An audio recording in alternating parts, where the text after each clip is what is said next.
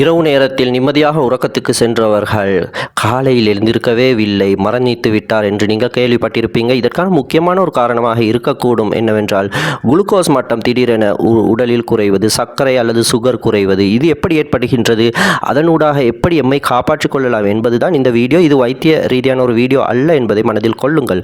முதலாவதாக நோர்மலான ஒருவர் சுகர் இருக்கும் ஒருவர் எப்படி இருக்கும் என்றால் 70க்கும் 120க்கும் இடையில் இருக்கும். ஆனால் சிலருக்கு எப்பொழுதுமே 70க்கு கீழே குறைந்துவிடும். முக்கியமாக 50க்கு கீழே கூட சுகர் குறைந்து கூடிக்கொண்டிருக்கும். அது இயற்கையாக அல்லது அவர்களது வாழ்க்கை பழக்கங்களின் காரணமாக ஏற்பட்டிருக்கும். இன்னும் சிலருக்கு ஹை பிளட் ப்ரெஷர் இருக்கும். அதனால் மாத்திரைகளை எடுப்பார்கள். அந்த மாத்திரைகள் திடீரென்று அந்த பிளட் சுகரை குறைத்துவிடும். இவை மரணத்துக்கு கூட இட்டு செல்லலாம். ஏனென்றால் சுகர் குளுக்கோஸ் லெவல் தான் எமது பிரெயினிற்கு எனர்ஜியை கொடுக்கின்றது. பிரெயினுக்கான மிக முக்கியமான எனர்ஜி குளுக்கோஸ் தான். குளுக்கோஸ் குறையும் போது பிரெயின் எப்பொழுதுமே தனது இயக்கத்தை நிறுத்தி மரணத்தை கூட சம்பவிக்க செய்யும். ஆகவே முக்கியமாக இந்த உங்களுக்கு லோ பிளட் ப்ரெஷர் இருக்கின்றது என்றால் அல்லது ஹை பிளட் ப்ரெஷருக்காக மாத்திரைகளை எடுக்கின்றீர்கள் என்றால் எப்பொழுதுமே நீங்கள் இனிப்பு பண்டங்களையோ அல்லது மாப்பொருளினாலான கார்போஹைட்ரேட் உள்ள பண்டங்களையோ உணவுப் பொருட்களையோ கிட்ட வைத்து கொண்டிருக்க வேண்டும். இப்படி பிளட் ப்ரெஷர் குறையும் போது உடனடியாக அந்த பொருட்களை எடுப்பதன் மூலம் உங்கள் பிளட் ப்ரெஷர் லெவல் சாதாரண நிலைக்கு வந்து நீங்கள் காப்பாற்றப்படலாம். பிறகு வைத்திய ஆலோசனை நாடலாம். மேலும் முக்கியமாக இரவு வேளைகளில் நிறைய பேரின் உயிர்கள் பறிக்கப்படுகின்றன இந்த லோ பிளட் ப்ரெஷரின் காரணமாக. அது எப்படி என்று சொன்னால் முக்கியமாக நமது பிரெயின் வேக் பண்ணுவது இந்த குளுக்கோஸை கொண்டுதான். ஆகவே இரவு நேரத்தில் நீங்கள் முக்கியமாக டின்னர் சாப்பிடாமல் இரவு சாப்பாடை எடுக்காமல் படுக்கைக்கு செல்லவே கூடாது. நீங்கள் ஒரு சுகர் பேஷண்ட் என்றால், முக்கியமாக லோ சுகர் இருந்தால்.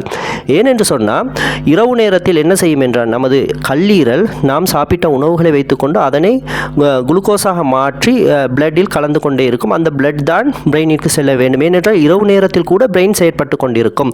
அப்படி செல்லாவிட்டால் உடனடியாக பிரெயின் செல்கள் இறக்கத் தொடங்கும். மற்றும் நீங்கள் மது அருந்துபவராக இருந்தால் மிகப்பெரிய ஒரு ஆபத்து இருக்கின்றது. எனவே இரவு நேரத்தில் எம்டி ஸ்டமக், வெறும் வயிற்றில் மது அருந்தவே கூடாது. படுக்கைக்கு முன்னர் மற்றவர்கள் அருந்தக்கூடாது, ஆனால் லோ சுகர் இருப்பவர்கள் அருந்தவே கூடாது.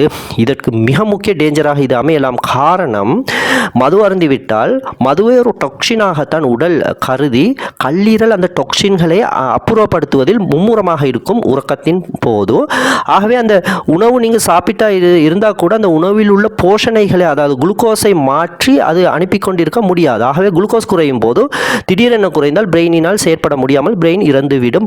அடுத்தது இரவு நேரத்தில் அந்த எந்த பெயின் கூட ஏற்படாது. ஒரு ஹார்ட் அட்டாக் மாதிரி, தலைவலி மாதிரி, பல்வலி மாதிரி ஏதாவது இரவு நேரத்தில் ஏற்பட்டால் நாம் திடீரென விழித்துக் கொள்வோம். ஏனென்றால் ஒரு பெயின், ஒரு வலி ஏற்படும். ஆனால் இந்த குளுக்கோஸ் குறையும் போது வலி என்பதில் அது ஒரு ப்ராசஸ். ஏனென்றால் அது பிரெயின் அந்த வலியை உணராது தானே. அதனால் வலி ஒன்று ஏற்படாது. ஒரு ப்ராசஸ் மாதிரி, ஒரு ரசாயன மாற்றம் மாதிரி தான் ஏற்படும். சிறிது வொமிட்டிங் மாதிரி வரும். அது அதனால் நாங்கள் ஒர்க் ஆக மாட்டோம், எழும்ப மாட்டோம்.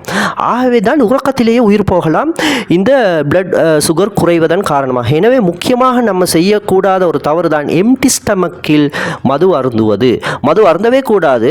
இரவில் படுக்க செல்ல முன்னர் மது அருந்தவே கூடாது. அது எமனாக அமைந்து விடும். மது அருந்தாவிட்டால் கூட நீங்கள் டின்னரை ஒமிட் பண்ணி விட்டு நம்ம படுக்கைக்கு செல்லவே கூடாது. எனவே பகல் நேரத்தில் இவ்வாறு பிளட் சுகர் குறையும் போதாவது நம்ம கண்டுபிடித்து விடுவோம். ஏனென்றால் இதற்கான என்னென்ன சிம்டம்ஸ் வரும் என்று பார்ப்போம். இரவிலும் இந்த சிம்டம்ஸ் வரும் நாம் தூங்கும் போது. ஆனால் அதனால் நம்ம பெரும்பாலும் எழுந்திருக்க மாட்டோம். ஆகவே இரவில் அந்த சுகர் பேஷண்ட், அந்த லோ சுகர் ஏற்படுவதற்கு பக்கத்தில் யாராவது படுத்து கொண்டிருந்தால் அவர் ஏதாவது ஒரு சிம்டம்ஸ், ஒரு நடுக்க மாதிரி வந்தால், ஒரு மாதிரி வாய் குளறுவது மாதிரி வந்தால், அவர் எழுந்திருக்காவிட்டால் கூட உடனே இனிப்பையாவது அந்த கார்போஹைட்ரேட் உணவையாவது அவருக்கு ஃபீட் பண்ண வேண்டும். அந்த மதிப்புமிக்க உயிரை காப்பாற்றலாம் அதனால். எனவே பகல் நேரத்தில் நீங்களே செய்து கொள்ளலாம்.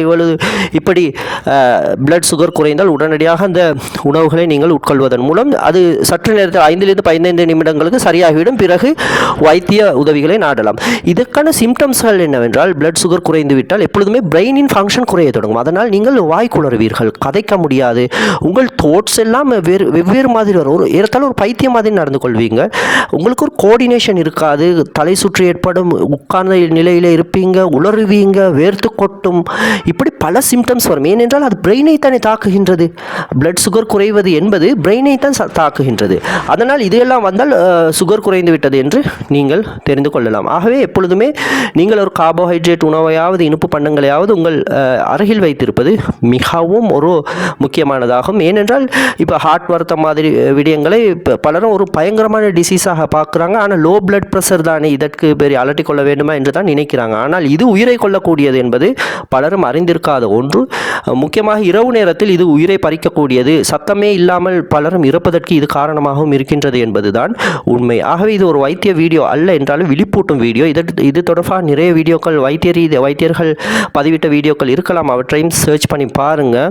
ஆகவே சிம்பிளான சில ட்ரிக்ஸ்களை பயன்படுத்துவதன் மூலம் மதிப்புமிக்க உயிர்களை காப்பாற்றிக் கொள்ளலாம். இவ்வாறான வீடியோக்கள் தொடர்ந்து இந்த சேனலில் வரும். அதனால் எமக்கு ஆதரவு வழங்குங்க, எம்முடன் இணைந்திருங்க.